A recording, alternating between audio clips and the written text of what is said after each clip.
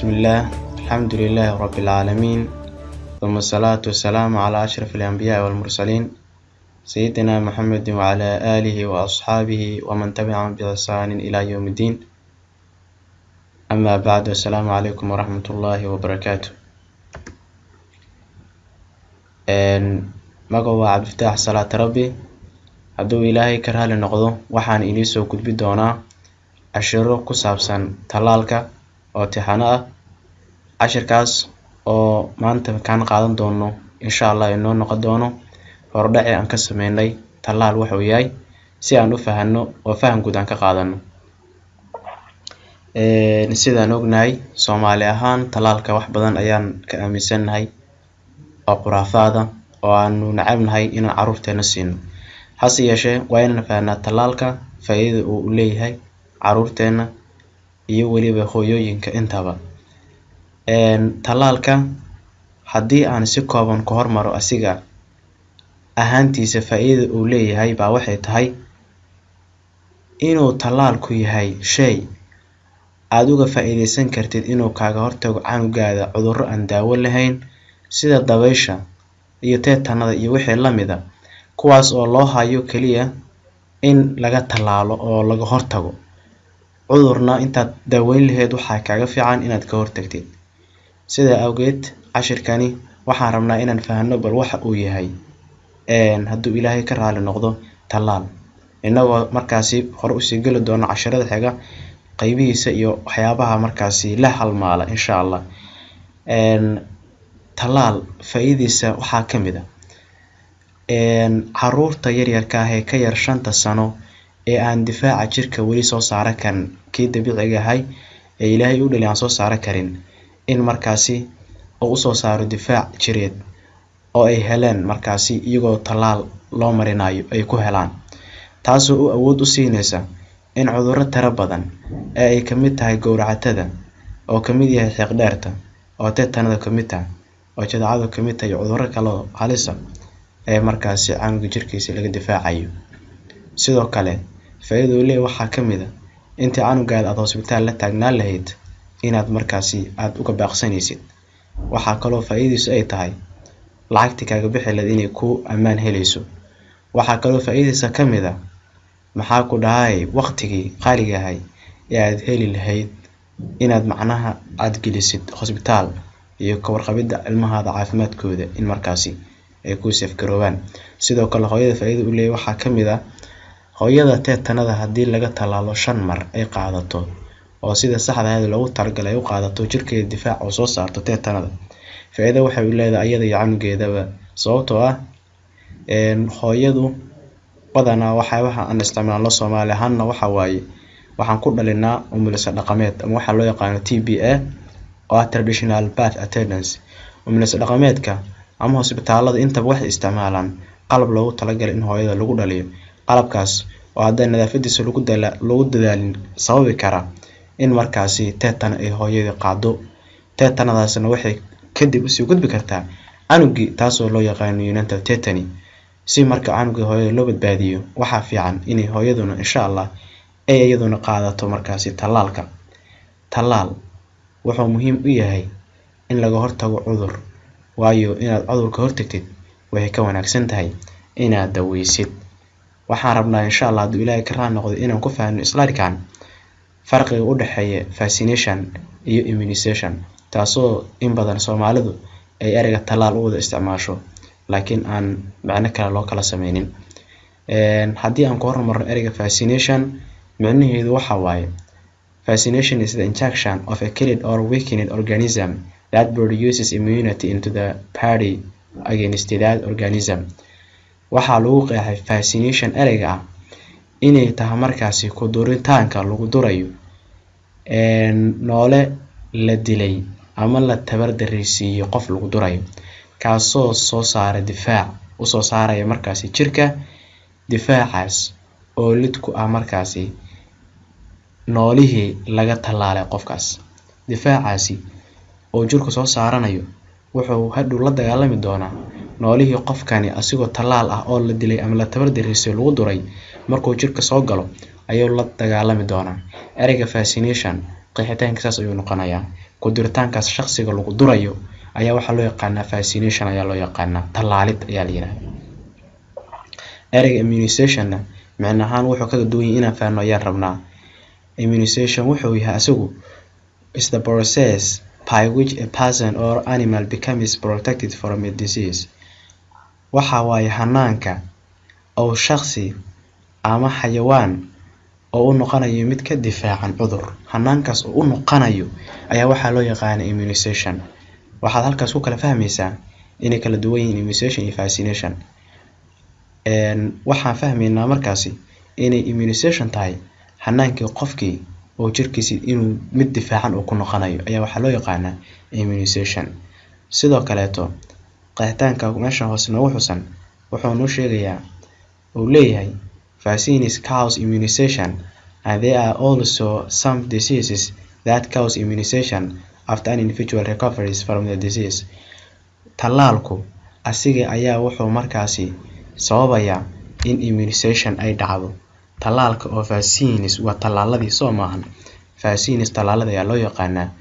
marka iyaga ayaa waxay sababayaan immunization kaas oo ah yani hadal taan hadda ka soo hadlaynay oo ah inuu qofkii oo noqdo ama xayawaankii mid ka difaacan cudurka uu noqdo.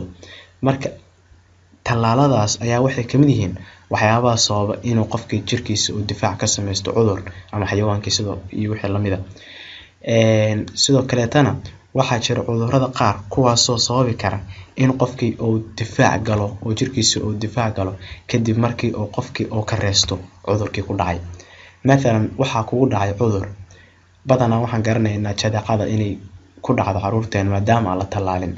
jadeecadaas jirka ku dhacday ayaa waxay sababi kartaa in difaac laga sameysto oo mar labaad jirka soo weerarto qofkii uu yahay qof immunized ah oo ka difaacan. taasna waa mid labaad ee cudur jirka looga difaaci karo. halkaas waxaan kala fahnay farq u dhaxeeya vaccination iyo immunization. hadduu Ilaahay ka raali noqdo isla markaana waxaan ku qaadan doonaa farqiga u dhaxeeya isla immunization iyo immunity.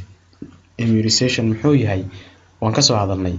haddaan si kale u qeexanana immunization is the process whereby a person is made immune or resistant to an infection typically by administration of vaccines. qeexitaanka kale wuxuu noo sheegayaa inuu immunization oo kan ka soo hadlayno tallaal haddii aan Soomaalihan u dhahno ah inuu yahay hanaanka oo shakhsi markaasi oo ku sameysanayo difaac oo ka sameysanayo difaacaasi caabuq ayadoo markaasi caadiyan la siinayo qofkii uu qaadanayo tallaal. qaadashada tallaalka qof uu qaadanayo oo difaac ka gelayo noole oo dhibaato u keeni kara caabuqiisa ayaa waxaa loo yaqaan immunization. taasi kala u qeexan farqiga markay ugu duwanta immunity iyo immunization ayaa rabaa inaan fahnay hoos bay noogu qeexantay immunity. immunity waxaan ku qeexnay inay tahay ability of an organism to recognize and defend itself against a specific pathogens or antigens. waxaan ku qeexaynaa immunity inay tahay awood oo shakhsi oo ku garanayo oo ku difaacayo nafsadiisa taasoo nafsadiisa uu garanayo ugana difaacayo specific pathogens oo ah cudur dhaliyaal qaas ah or antigens ama lid jireedyo markaasi oo jirkiisa uga difaacayo ayaa waxa loo yaqaan immunity. specific antigen sababta u leenahay waxay tahay difaacan jirkaada ee immunity-ga ahi awooddaas oo jirkaada uga garanayo oo uga difaacayana markaasi cudurrada specific ah waxay tahay specific waxaa loo yiri si kooban cudurka jirkaada soo weeraray asiga uu la dagaalami doona difaacan jirka markaani la dhaliyay.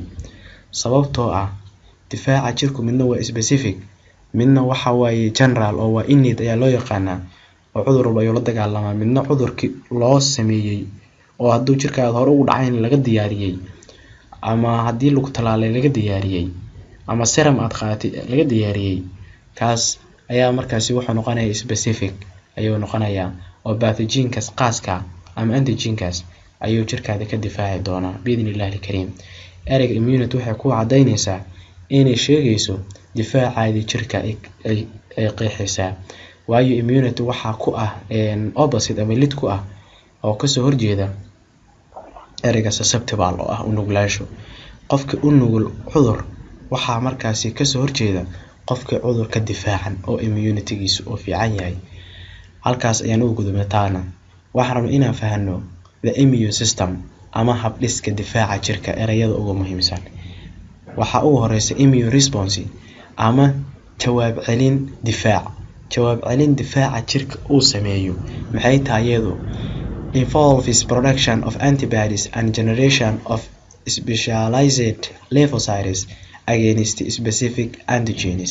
waxay iyadu ku lug leedahay soo saarista la soo saarayo difaac jireedyo la soo saarayo ayo dhalitaanka la dhalinayo markaas specialized lymphocytes oo ah qayb kamida WBC-ga unugyada cas ee dhiigga jirkaada, qayb kamida oo specialized ah la dhalinayo markaasi, taasoo against specific antigens lid ku ah markaasi antigeno ama lid jireedyo markaasi mucayan ah.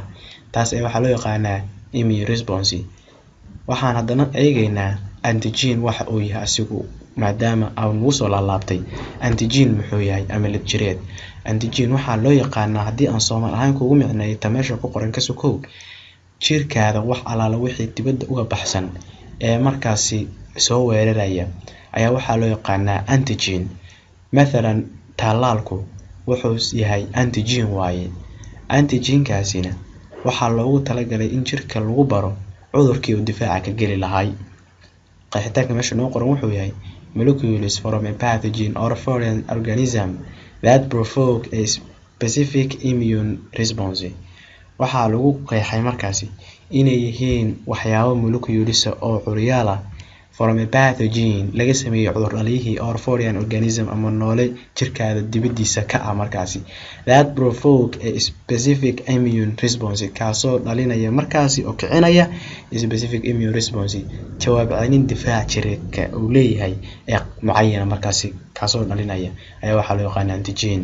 waana ka hadlo talaalka oo ah mid la dilay ama la tabar dareysiyay ayaa antigen la yiraahdaa, maadaama noolihii uu yahay jirkana hor u soo weerar lahay asigoo la tabar dareysiyana hadda jirkaada la sii barayo. antibodies ayaan rabnaa inaan fahanno ama waxaa loo yaqaano difaac jireed. difaac jireedyo maxay yihiin? also kaleed waxaana loo yaqaanaa oo kaleeto immunoglobulins ayaa loo yaqaanaa markaasi.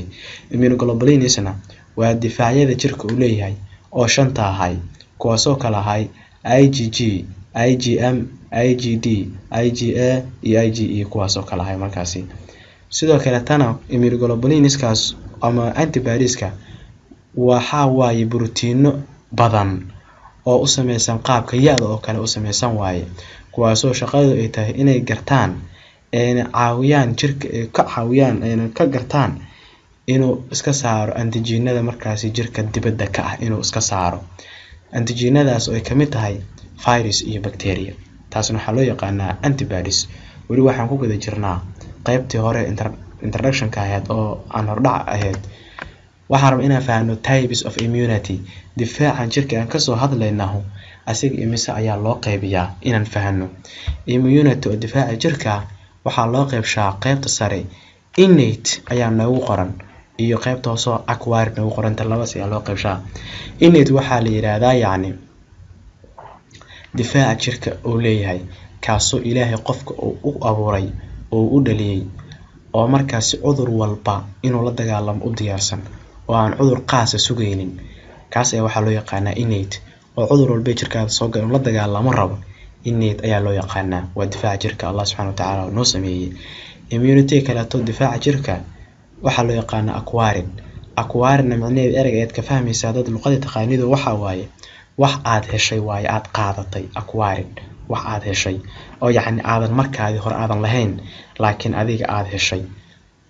kaas aad heshay oo aadan u dhalan markii hore ayaa waxaa loo kala qaybshaa natural iyo artificial. mid aad heshay oo dabiiciya iyo mid aad heshay oo macmil ah ayaa loo qaybshaa.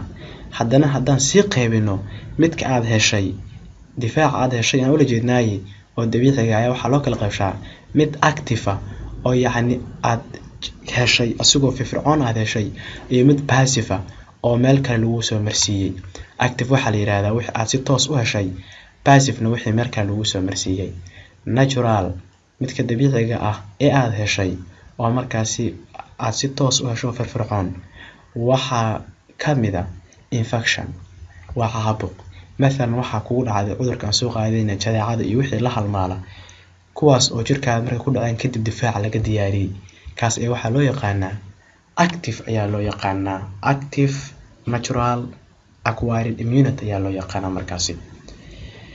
haddii aan haddana fiirino kan dabiiciga ah aad heshay waxaan ula jeednaa difaaca jirka oo dabiiciga ah aad heshay ayaa markaasi wuxuu yahay haddana mar labaad passive ayaan fiirinaynaa.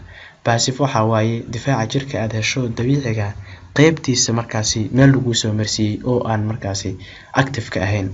مثلا waxaa kamid ah placenta waa through placenta waxaa lagu soo marsiiyay difaaca jirka ee aad leedahay waxaa lagu soo marsiiyay placentadii ama madheertii hooyada ayaa lagu soo marsiiyay. maxaa yeelay carruurta markay dhalanayaan cudurro badan ayaa jirkooda difaac uu ka leeyahay sababtoo ah hooyadood ay hore ugu soo dhaceen taasoo ay awood u yeesheen inay u marsiido placenta inta caloosha ku jireen ama caanihii inay naaska ka nuugayeen markay dhasheen. taas ayaa waxaa loo yaqaanaa passive. haddii aan fiirino kan qofku difaaca jirka yacni oo uu helay oo artificialka asna active iyo passive ayuu leeyahay. qaybtiisa activeka waxaa waaye vaccination tallaal. مثلا canugan wuxuu helay si macmil oo ku helay difaac jir kaasoo uu ka helay tallaalkii la tallaalay ayuu ka helay. ama si kale haddii aan dhahno wuxuu haddana loo qeybiyaa active iyo passive markuu yahay macmilka. active waxaan dhahnay hadduu macmil yahay si active-na loo helay waa qofkii inuu tallaal ahaan yacni uu qaatay difaaca jirka uu kasoo galay oo cudur dhaliyihii yacni lagu tallaalay si cudurkii difaac looga galo. ama si passive ayuu ku helayo qofkani waana artificial oo wuxuu ku helay si passive sida serotherapy oo ah markaasi serum in laga soo qaado noole kale oo adiga lagu tallaalo. مثلا marka ka hadlayno tallaalka smallpox-ka ama furuqa ayaa waxaa laga soo qaadaa cowpox serum laga soo qaaday fardaha iyo lo'da iyo wixii la mid ah ayaa qofka lagu durayaa si difaaca jirka markaasi loo dhaliyo. waxaan farqiga u dhaxeeya inaan ogaano vaccination iyo vaccine taasoo ah markaasi vaccination oo ah ku duritaankii qofka lagu durayay noolihii la dilay ama la tabardareysiiyay oo hore uga soo hadalnay iyo vaccine oo ah tallaalkii naftarkiisii. vaccine waxaa loo yaqaanaa isla tallaalka ayaa waxaa loo yaqaanaa vaccine shakhsiga lagu durayo ee BCG iyo benta iyo measles aan leenahay ayaa waxaa loo yaqaanaa markaasi vaccine. vaccination wuxuu yahay qeexitaan ahaan mar la qeexano is a method of giving antigen to stimulate the immune response through active immunization. vaccine waxay tahay markaasi vaccination waxay tahay aan dhahnay hanaan markaasi lagu siinayo qofkii antigen lagu siinayo si loo kiciyo jawaab celinta difaaca jirka iyadoo markaas loo marayo active immunization oo ah tallaalid firfircoon. waxaan u soo sheegnay inuu tallaalku uu kamid ahay passive oo ahaa yacni active artificial acquired immunity difaac jireed oo qofka uu helay oo si maxmil u helay laakiin active ah. taas ayaan ku qeexnay hore ugu soo qeexnayna. vaccine asugu muxuu yahay waa an immunobiological substance designed to produce a specific protection against a given disease. waxa weeye vaccine tallaal waxa waaye an immunobiological substance oo ah shay laga sameeyay difaac noole laga sameeyay kaasoo loo naqshadeeyay oo loo diyaariyay inuu soo saaro specific protection difaac qaas inuu soo saaro against a given disease ee markaasi lid ku ah cudur qaasa. a given disease markaan leenahay tallaalku cudur walba ma la dagaalamayo laakiin cudur walba ay tallaalkiisa oo lagu siiyay ayuu wuxuu ka dhali doonaa markaasi difaac. مثلا haddii lagu siiyo tallaalka BCG oo qaaxada waxaa jirka difaac ka geli doonaa oo haddii ay soo weerarto kaliya uu ka difaaci doonaa tallaalkaasi waxaa loo yaqaano qaaxada ama tuberculosis ama TB saa u taqaanidba. waxaan rabnaa inaan ogaano vaccine wuxuu yahay. vaccine-ku antigenic waaye laakiin baahan pathogenic. antigenic waxaa loo yaqaanaa jirkaada waxa ka baxsan ee lagu durayo ee kicinaya difaacaada jirka laakiin aan cudur kugu sababi karin. pathogenic waxaa loo yaqaanaa wixii jirkaada soo gala laakiin cudur kugu sababi kara iyagii sida bacteria iyo wixii la mid ah. halkaas waxaan uga baxaynaa vaccination iyo vaccine farqiga u dhaxeeyo. haddana waxaan rabnaa inaan ogaano maadaama aan soo ogaanay types of immunity inaan ogaano haddana types of vaccines, yacni tallaalada qeybaha loo qeybsho. Tallaalada waxaa loo qeybshaa ilaa 5 qeybood ayaa ugu muhiimsan oo loo kala qeybshaa. Qeybta koowaad waxa waaye live vaccines, tallaalo waxaa jira nool oo bacteria ama viruska nool qofkii jirkiisa lagu durayo. Tallaaladaas waxaa ka mid ah smallpox oo ah markaasi tallaalka furuqa loogu talagalay in qofkii looga tallaalo. Waa tallaal nool bacteria ama viruska ama wixii oo nool ayaa shaqsigii lagu durayaa markaasi. Qaarkood tallaalada ugu badan waa live attenuated vaccines oo ah tallaal laga sameeyay noole la tabar dareysiiyay, live attenuated ah oo la tabar dareysiiyay, weakened ah. Tallaaladaas laga sameeyay noole la tabar dareysiiyay waxaa ka mid ah BCG oo ah tallaalkii qaaxada ama tuberculosis-ka. Waxaa kaloo ka mid ah oral polio oo ah tallaalkii dabaysha afka laga qaadanayay. Waxaa ka mid ah measles tallaalka jadeecada. Waxaa ka mid ah intranasal influenza tallaalka influenzaha ee sanka laga qaato. Killed ama inactivated vaccines waxa waaye tallaalada laga sameeyay noolaha la dilay, noolihii oo la dilay ama bacteria ama viruska oo la dilay oo la isku jajabshay ayaa laga sameeyay. Waxaana ka mid ah pertussis ama waxa loo yaqaano xiiq dheerta ama whooping cough ama jiix sida qof walba ay u taqaano ayaa ka mid ah tallaalada la dilay. Waxaa tallaalada ka mid ah qaybahooda toxoids kuwa ah oo macnaheedu ay tahay suntii ay lahayd bacterias ama viruskii oo kaligeed la soo saaray ayaa laga sameeyay. Waxaa ka mid ah diphtheria gowracatada iyo waxa loo yaqaano tetanus oo ah markaasi tetanadii ama kujisadii. Tallaalada qaar waxaa loo yaqaanaa cellular fraction vaccines oo ah tallaalo markaasi laga sameeyay unugyadii oo lahaa bacteriadaasi ama viruskaasi oo markaasi la jajabiyay ayaa laga sameeyay. Mathalan haddaan si kale u micnayno waxaa laga sameeyay bacteria ama viruskii sokortii ama markaasi proteinka jirkooda ku jiray. Waxaa ka mid ah meningococcal polysaccharide vaccine tallaalka laga sameeyay sokorta badan ee markaasi ku jirta bacteriada noocan ka mid ah loo yaqaan meningococcus ka mid ah meningococcus la yiraahdo. Waxaa kaloo ka mid ah tallaaladaasi noocaas ka samaysan hepatitis B polypeptide vaccine tallaalka hepatitis-ka looga hortago noocan hepatitis B viruska loo yaqaano ee laga sameeyay viruskii proteinkiisa laga sameeyay markaas amino acidkii polypeptide chain-ka laga sameeyay. Waxaan rabaa inaan haddana ogaano routes of administration. Tallaal waan ka hadalnay intee laga qaataa tallaalka, yacni wixii isweydiinaysaa mas'alo intee laga qaataa. Tallaalada waxaa laga qaataa ilaa 5 qaybood ee soo socota ayaa laga siin karaa. Tan koobaad waxaa waaye deep subcutaneous inaad tallaal ka qaadatid baruurta hoose inaad ka qaadatid. Baruurta hoose ayaad isweydiin kartaa waxaa waaye waxaad ka qaadanaysaa mathalan waa measles inta badan oo inta Soomaaliya ku garanayno waa jadeecadii tallaalkeedii oo laga qaadanayay gacanta midig xagal 45 markaasi subcutaneous laga qaadanayay. Waxaa kaloo rabnaa inaan ogaano meesha kale laga qaadan karo waa intramuscular route ama in qofkii loo marsiiyo dhanka muruqa waana kuwa ugu badan ayaa laga qaataa intay kugu caddahay. Waxaa laga qaataa muruqa booliyadii IPV-da la dhahayo lagu durayay canugii oo laga siinayay left atriolateral aspect of the mid-thigh ama muruqa lugta ee qaybta dhexe laga siinayay. muruqaas lugta oo mathalan IPV haddii ay tahay bidixda ah bentahana midigta laga siinayay. Haweenkiina TT'dii ama tetanadii tallaalkeedii laga siinayay markaasi gacanta bidix intramuscular xagal 9 laga siinayay. Waxaa kaloo ka qaadan kartaa tallaalka oral route afka ayaa qofka laga siin karaa qaarkood sidoo waxaa kamid ah afka laga siiyo Sabin vaccine oo ah tallaalka markaasi dabaysha oo oral polio vaccine macna kale kale loo isticmaalo. Waxaa kaloo kamid ah afka laga qaato oral BCG vaccine tallaalka qaaxada afka laga qaato oo Soomaali ilaa hadda aan soo gaarin. Waxaa kaloo laga qaadan karaa intradermal route qofka waxaa laga siin karaa maqaarka ayaa laga siin karaa. Tan ayaan inagu haysanaa BCG vaccine tallaalkan qaaxada ee maqaarka laga siiyo. Maqaarka ayaa laga siiyaa caruurta gacanta bidix xagal 15 ama xagal 15 ayaa laga siiyaa intradermally maqaarka.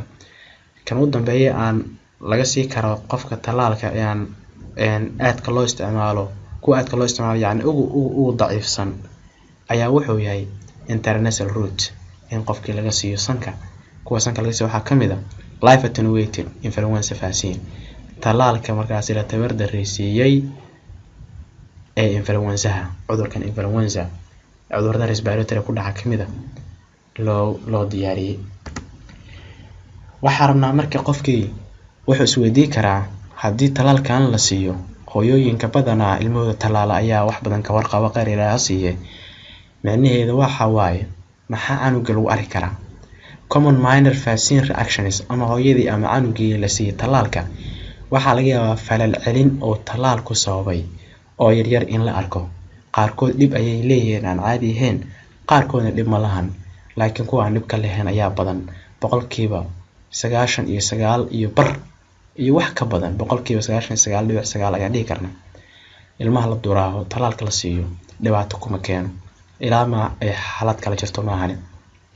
calaamadaas waxaa ka mid ah qandho inay hooyadu ku aragto canuga pain, waxaa kaloo ka mid ah redness inay meesha gudato la duray, waxaa kaloo ka mid ah tenderness inay danqato meesha marka la taabto, or swelling ama ay barar keentaba at the injection site meesha markaasi la duray oo turinka la siiyey ama lug ha ahaato ama garab ha ahaatee.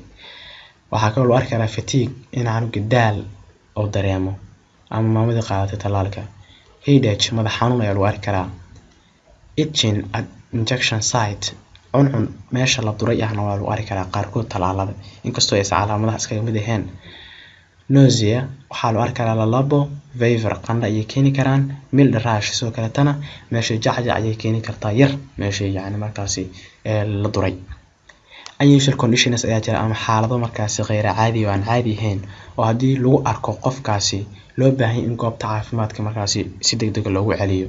waxaa ka mid ah high fever qandho aad u sareysa, weakness ayaa ka mid ah daciiftinimo, or behavioral changes ama qofka inuu dabcigiisa isbedelo dabeecadiisii aan ka wadnaahay. signs of a serious allergic reactions yacni haddii qofka uu ku arko xasaasiyad calaamadaheed aad u daran kuwaas oo ay kamid noqon karaan difficulty breathing neefti oo markaasi oo dhibta shakhsigii canugii ama hooyadii, wheezing haddii xiiq lagu arko canugii yacni foori haddii lagu arko oo canugii foori uu keeno ama hooyadii, weakness daciiftinimo ayaa lagu arki karaa, a fast heartbeat yacni garaaca wadnaha oo aad u degdega, or dizziness ama dawaqsanaan. calaamadahaas ayaa waxay calaamadaha yacni inta badan qatartee la rabo inuu qofku la talaalay oo wax ka ogaado. waxaa jira contraindications of vaccination talaalka waxyaabo markaasi in qofka uu qaato ka hor istaagaya oo lid ku noqonaya oo aan loo ogolaan qofkii qaba inuu qaato. there are only 3 contraindications. waxaa noogu cad meeshan inay jiraan 3 xaaladood oo aan qofkii la sii karin haddii uu yahay oo ay halis tahay oo qofka talaalka bixinaya la rabo inuu ka warqabo. waxaa ka mid ah taas mideeda koowaad waxay noqonaysaa immunocompromised child oo meningitis canug difaaciisa jirka la soo weeraray already oo inta badan waxaa laga hadlayaa markaasi AIDS cunug qaba. qof AIDS qaba lama sii karo BCG ama talaalka qaaxada.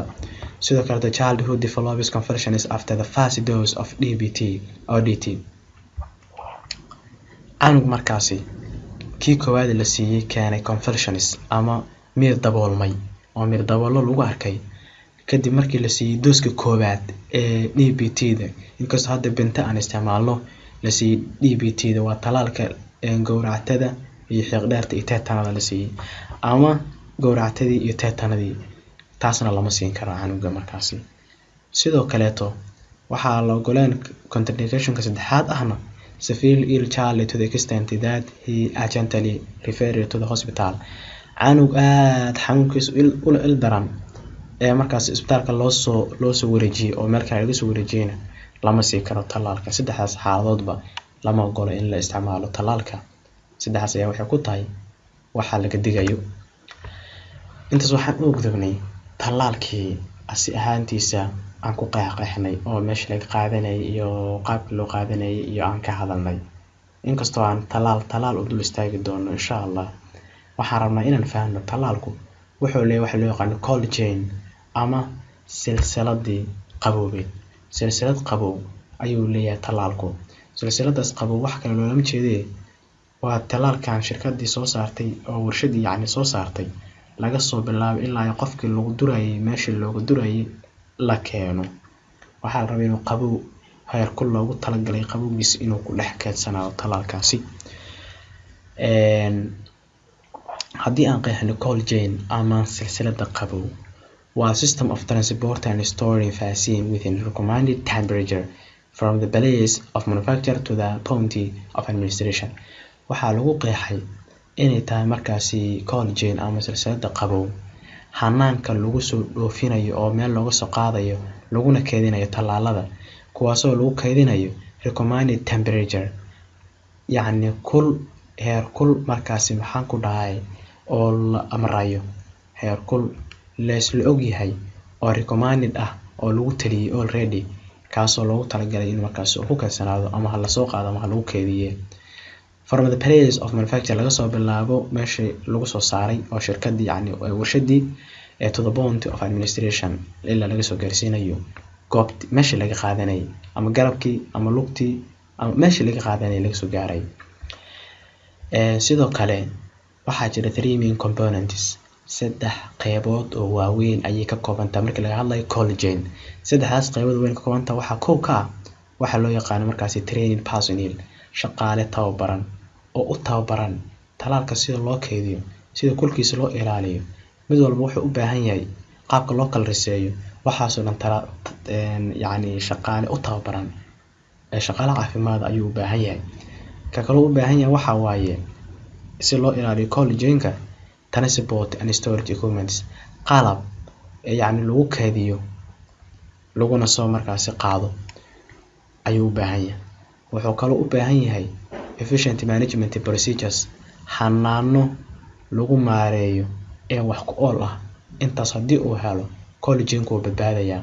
haddii cold chain-kan la waayo oo yacni silsiladan qabow la waayo waxaa dhacaya in talaalkii oo markaasi noqdo mid aan waxba tar lahayn. that is why ay dadka qaar maamooyinka u diidaan talaalada xaafadaha la wareejinayo. laakiin waxaan kula talinayaa qof walba talaal rabta inay isticmaasho inay iska fiiriso calaamadahan u sheegayo kuwaasoo ah talaalku wuxuu leeyahay wax loogu talagalay loo yaqaan cold chain silsilad qabow. talaal walba wuxuu leeyahay calaamad yar oo geeska kaga dhigan markii laga reebo 2 talaal oo ay kor kaga dhigan tahay intaan garanayno. talaalada geeska kaga dhigan tahay calaamada sirtaahi waa calaamad circle oo wareegsan oo mid square ah oo afar gees ay ku dhex taalo. calaamada wareegsan waxaa mar walba ka cad oo ka qurxan midda dhexda ku taal ayaa ka cad oo ka iftiimaysa. haddii ay isku ekaadaan labada calaamad ay ka madoobato ta dhexda ku jirtahay talaalkaas lama isticmaali karo. ha ogaato qof walba waa talaal markaasi broken cold chain ah oo silsiladiisii qaboweed ay markaasi jabtay. halkaas waxaan uga tegaynaa cold chain qeexitaankiisa iyo qaybihiisa. asiga ayaan rabnaa inaan aragno. vaccine manufacturer kor waxaa noogu qoran laga soo bilaabo warshadii soo saartay talaalka soo raac fallaarta. warshadii markay soo saarto waxay soo saartay waa vaccine, waa talaalka waa kan halkan nooga muuqda yacni calaamad aan ka hadlayo oo geeska kaga dhigan talaalkana waa tana. calaamadan circle-ka wareegsan waxaa ka cad mar walba calaamada dhexda uga jirta. waxaa la isticmaali karaa kaliya haddii calaamadaas dhexda uga jirta ay ka cad oo ka iftiin badan tahay ama markaas ay shucaac gelayso. laakiin haddii ay isu ekaadaan ama ka madoobaato lama isticmaali karo.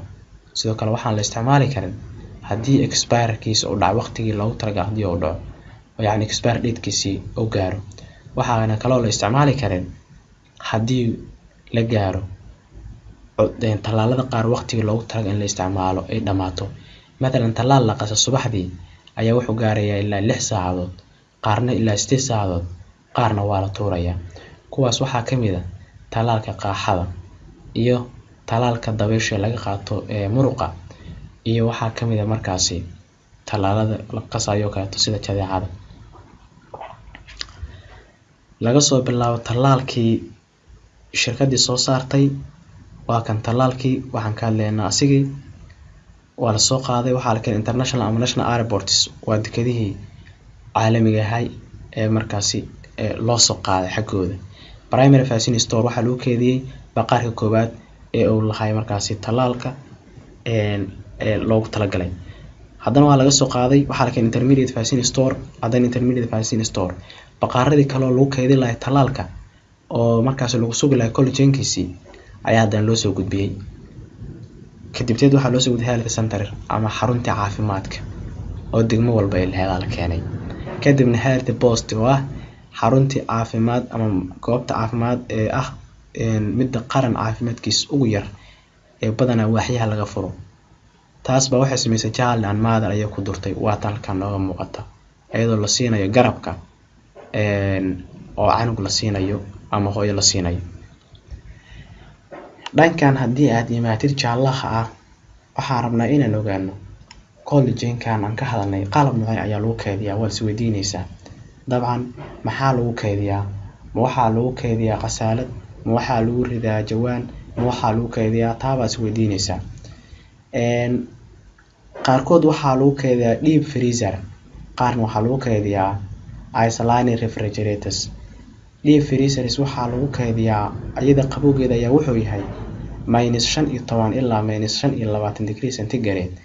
aad bay u qabowda deep freezerku, waxaa weeye faranjiyeer aad u qabow. waxaana lagu keydiyaa inta badan ice bags oo ah caag yar oo biyo nadiif oo aan cusbo lahayn ku jiraan oo loogu talagalay markaasi in hadhow lagu rido vaccine carrier geesaha looga rido. vaccine carrier-na waa baran doonaa. ice bagskaas caagas yararka ayaa markaasi lagu ridaa deep freezer-ka. sidoo kale waxaa lagu ridaa deep freezer-ka oral polio vaccine oo ah talaalka afka laga qaadanayo ee markaasi ay leedahay dabaysho. waxaana uu ku kaydsanaa karaa deep freezer-kaas ilaa 3 bilood ayuu awood u leeyahay inuu ice bagskaasna ku kaydiyo OBV-dana ku kaydiyo. siiba OBV-da oo talaalkan afka laga qaadanayo ee dabaysha ahaatee ilaa 3 bilood ayuu ku haynayaa. isolated refrigerators waa faranjeero kaleeto oo iyaguna qabowgooda laakiin uu ka yahay oo +2+8 ayaa lagu keydiyaa asigan. +2+8 degree centigrade qabow ah ayaa loo baahan yahay. talaalada ugu badan asiga ayaa lagu keydiyaa sida BCG-da kii qaaxada ah, DPT oo ah kii gowracatada iyo xiiqdheerta iyo teetanadii iyo yacni gowracatadii iyo teetanadii geeda haddii si qaas ay u samaysan yihiin. sidoo kale tana teetanadii waa lagu keydiyaa. jadeecadii, hepatitis B waxaasna ayaa lagu keydiyaa ilaa 3 bilood ay lagu kaydsan karaan. waxaa kamid ah talaalka waxyaabaha muhiimka ah lagu qaado cold box ayaa kamid ah. waa kan yarka aad u jeedid caagan yarka cold box ayaa loo yaqaanaa. waa sanduuq yar ee qabow +2+8 degree centigrade oo ku keydiyaa wixiisa. waxaa loogu talagalay for transport in xarun looga qaado xarun kale lagu geeyo loogu talagalay. waxaa u yar waxaa markaasi talaalka lagu shubo vaccine carrier oo ah talaal qaade kaasoo heerkulkiisa uu gaarayo +2+8 degree centigrade ilaa 12 saacadood oo kaliya. badanaa markii xaafadaha la geeynayo talaalka oo dadka lagu sameynayo in outreach-ka ayaa markaasi la qaataa oo la isticmaalaa vaccine carrier.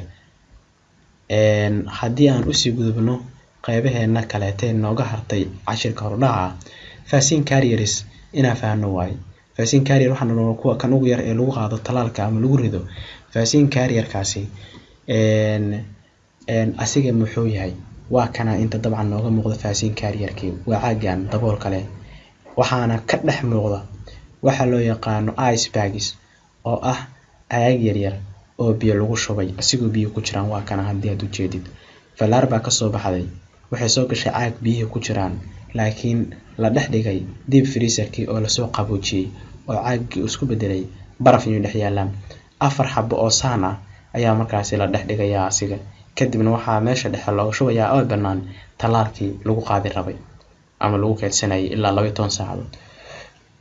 ice bags ayaa loo yaqaanaa waa caagaas yararka. vaccine carriers marka maxay yihiin? used for carrying vaccine waxaa loo isticmaalaa in talaalka lagu qaado 16 ilaa 20 dhalo oo talaal ah ayaa lagu qaadaa. inta badan wax ka badan laguma qaado. ambulance iyo kuwi lagu qasayo biyo lagu qasayo haddii talaal la qaso yihiin ay soo u qasneen from the PHC markaasi oo looga soo qaadayo primary health care centerska ama daryeelka caafimaad ee aasaasiga ah looga soo qaadayo kadibna la gaarsiinayo to the outreach sites meelihii markaasi loogu talagalay in talaalkaas laga soo fuliyo xaafadihii aan loo qaadayay oo campaignkaas talaalka la geenay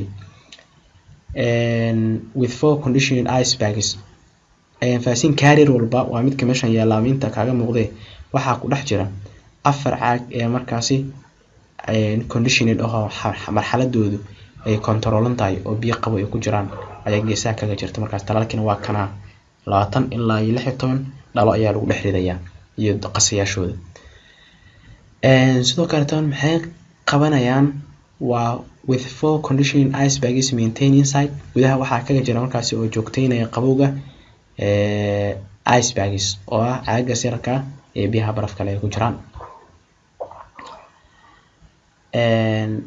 kuwaas marka maxay sameynayaan dhaanay maintain inside temperature waxay markaasi heerkulka gudaha ay joogteynayaan ay ku joogteynayaan +2 degrees centigrade ay ku joogteynayaan for 12 hours ilaa 12 saacadood close the lid of the carrier tightly waxaa la hadlayaa qofkii qaadayay markaasi vaccine carrier-ka ama kan talaalka lagu qaado talaal qaadaha waxaa lagu leeyahay waxaad xirtaa daboolka oo leeyahay carrier-ka ama caagani talaalka lagu qaaday xirba lagu leeyahay tightly si markaasi degan never use any day carrier with 2 ice bags or thermos flask for carrying vaccines lama ogola inaad ku qaadid maalin Allah ka dhigay inaad ku qaadid ice bag inaad talaal ku qaadid yani inaad vaccine carrier-ka talaal qaadaha inaad talaal ku shubatid ayadoo aysan kugu jirin 4 caag oo saan ah oo markaasi biyo baraf leh ay ku jiraan oo lama ogola inaad laba ku ridatid sidoo kale inaad ku qaadid falaas ama tarmuus inaad ku qaadatid talaalka lama ogola taasna waxaan u gudbaynaa vaccine carrier iyo qaabka loo isticmaalayo sidoo kale waxaan rabnaa inaad balogaato island refrigerators oo ILR loo soo gaabsho waxa ay yihiin yani waa kana waa furniture-kan weyn aad u jeedid oo ay ku keedsan yihiin dulantis oo biyihii lagu qasay talaalka iyo DBTD iyo measles iyo OPV BCG TT wixii dhan talaalada ay ku keedsan yihiin oo halkaan ay kaaga muuqato in heerkulkii ama thermometer-kii la dhex dhigay falaartan waxaad raacdaa waad akhrisataa macnaha oo ku dhalanaya heerkulku keep thermometer and maintain temperature between +2 +8 degrees centigrade waxaad markaasi aad ilaalisaa oo dhex dhigtaa heerkul midka lagu cabiro ee yarka maintain temperature waxaadna joogteedaa markaasi heerkulka u dhaxeeya 2 ilaa 8 degrees centigrade monitor morning and evening waxaadna markaasi aad indhaydaaha kormeertaa waagu markuu bariyo iyo habeenkii fiidkiiba intaba waa laga rabaa inaad la socotid kan ayaa waxaa loo yaqaanaa markaasi weyn meeshan yaala island refrigerator ayaa loo yaqaanaa halkaas ayaan uga baxaynaa hadduu ilaahay ka raali noqdo hordhica aan u sameynay talaal waxa uu yahay si aan ugu sii gudubno talaalka qaybihiisa waa inaad ka haysataa micno kooban iyo faham guud ee markaasi talaal faa'iidadiisa iyo waxyaabaha loo isticmaalo iyo markaasi cudurrada oo ka hortagayo oo aan qaar ka soo sheegnay iyo maxaan ku dhahay goobaha meesha laga qaato qaybaha loo qaybiyo waxaasna ka soo hadalnay hadduu ilaahay ka raali noqdo qaybteena cashirkeena labaad ayaad waxaas fiican u fahmi doontaa talaalka la siiyo dhallaanka marka uu dhasho ee muhiimku ah inuu ka hortago cudurrada halista ah ee soo weeraraya waxaan intaas raacinayaa waxaa jira hadallo quraafaada oo dadka laga gado oo beena markaasi oo ay ka mid tahay talaalku inuu yahay mid goynaya dhalmada waana wax aan wax kam jiraana oo quraafaada bal wuxuu difaacayaa cudurrada halista ee soo weeraraya canug hooyo aad talaalatay iyo isku mid noqon doona canug aad talaalan sidoo kale faa'iidada talaalka aadka waxaa ka mid ah inuu qofkii la talaalay oo cudurkaas u gudbi karin qofka kaleeto ee u nugul cudurkaas inuu qaado halkaas ayaan u gudbaynaa wassalaamu calaykum ورحمة الله وبركاته.